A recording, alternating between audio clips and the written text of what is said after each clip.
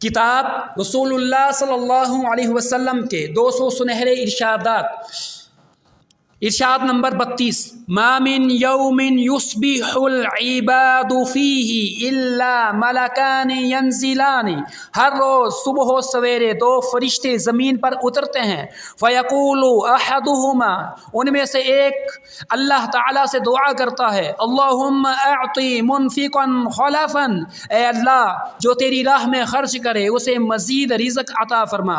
ویقول الآخر، اور دوسرا یہ دعا کرتا ہے، اللہم اعطی ممسکا طلفا، اے اللہ جو تیری راہ میں خرچ نہ کرے اس کے مال کو تباہ و برباد کر دے۔ صحیح البخاری 1442۔ ارشاد نمبر 33، من کان یؤمن باللہ والیوم الآخر، جو شخص اللہ تعالیٰ اور آخرت کے دن پر ایمان رکھتا ہے، فلیکرم ضیفہ، اسے چاہیے کہ اپنے مہمان کی عزت کرے۔